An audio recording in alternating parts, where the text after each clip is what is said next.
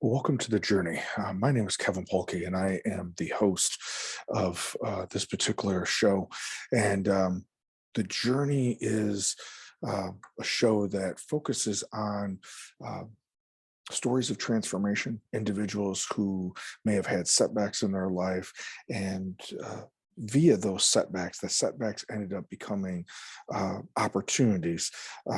For them to learn something about themselves, for them to be able to transform into someone that they were maybe intended to be all along.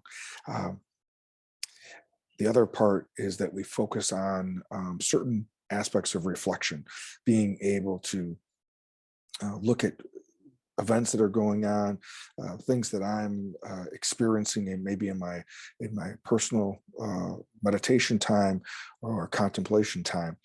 And so, right now in this month, we are focusing on mental health awareness.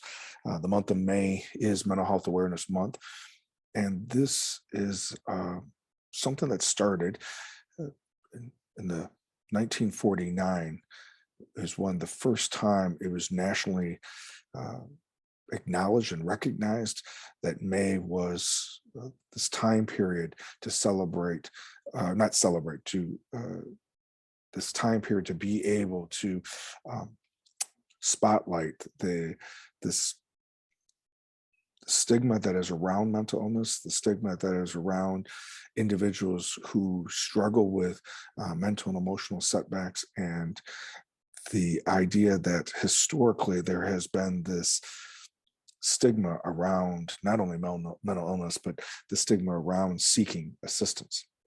Last week, I had introduced this idea that what if there was a perception shift, a paradigm shift, that we looked at taking care of ourselves mentally and emotionally was similar to taking care of ourselves physically.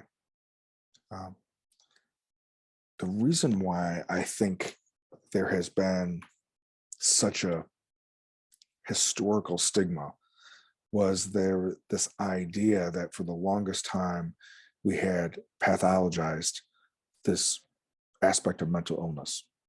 True, there is a benefit that when we look at depression, anxiety, mood disorder, schizophrenia, um, PTSD, when we look at these variety of different mental illness as an actual illness and a disorder, that we need to seek medical treatment. That I think was part of the beginning of it, that it wasn't a character defect, and similar to a substance abuse disorder and addiction, that there was this idea that there was something going on medically, that it was more than just that there was something wrong with this person's character.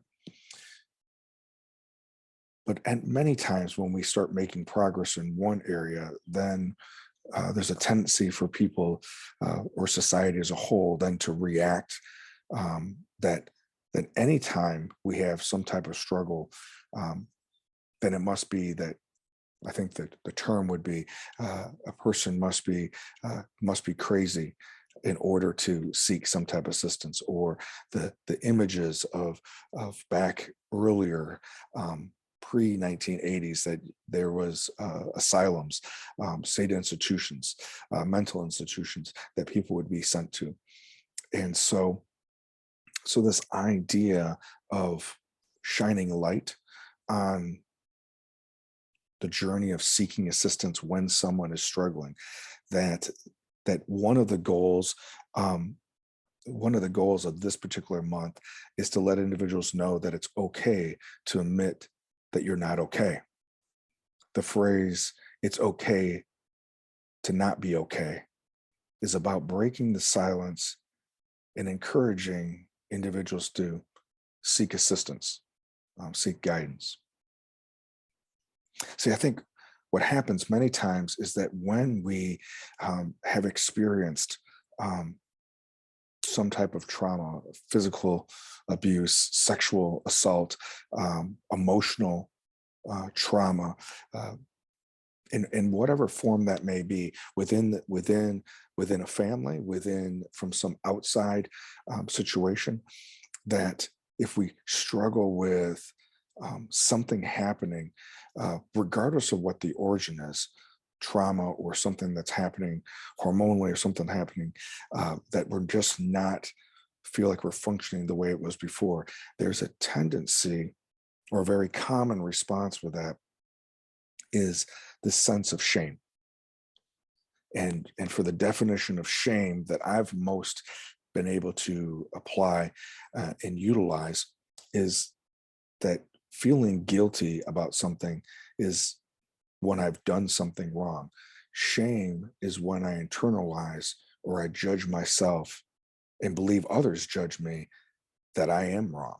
So it moves from the action or the objective piece of some type of behavior as guilt, and turns into this judgment on myself, that my character, that I embody, that I am wrong, and that with shame is accompanied usually silence.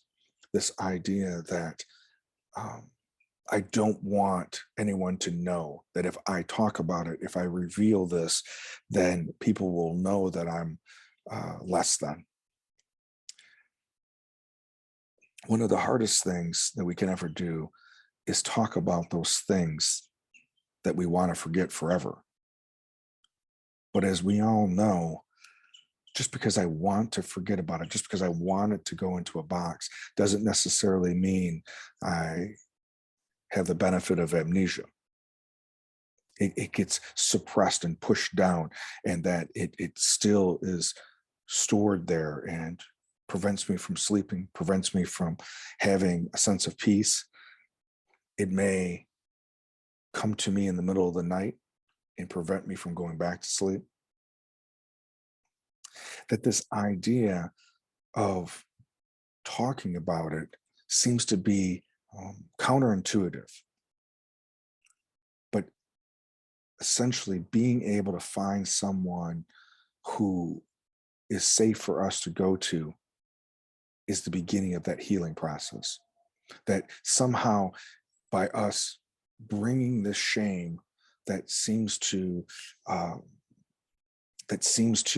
sit in the back of our mind, taunting us, it seems that by bringing it to the forefront, by bringing it out of those dark places in our mind, it seems like by exposing that light to that trauma, the healing begins. It reduces the shame. As we know, it doesn't make the trauma go away, but it can start healing and reframing the story that we're telling ourselves about the trauma and about who we are as a result of the trauma. I believe without a doubt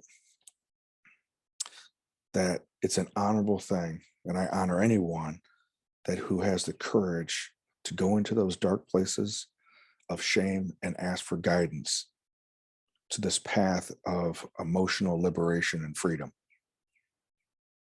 That it takes a tremendous amount of courage to be able to share with a close friend, with a family member, that this particular thing has happened. This is how I'm now feeling inside, and the narrative that I'm telling myself as a result of it. It's okay to be able to be aware of and then admit that I'm not okay. And it's okay to be able to seek that guidance. It may start off with a friend who's safe or a family member who's safe. And it may also need to be able to go and talk with someone who can guide you through those dark parts of the journey. It may not feel right now that this particular situation, this particular incident may very well be um, an opportunity to grow, an opportunity to be not necessarily the highlight of your story. The trauma is never going to be the highlight. It's about the recovery and the healing and the transformation that may very well come as a result of the trauma. It's about being able to transform that pain into some type of meaning, into some way of freedom and liberation that may not have ever come if something hadn't happened. I don't believe in my spiritual journey. I don't believe um, that God causes certain bad things to happen. I think there's too many things in life that already play a part in that idea of free will and human choice. But I do believe, from my own personal experience and as well as others that I've worked with, that God, as we understand him, can very well be there in the healing process, in the transformation that can happen through this pain and the darkness that we lie in, if we open ourselves up to it and invite God, as we understand him, to walk along with us, along with our guide and mentor during this time period.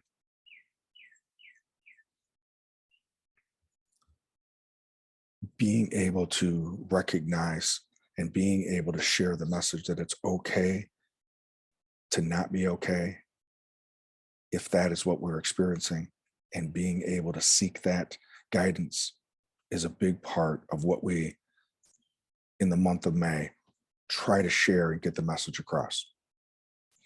As always, thank you so much for listening.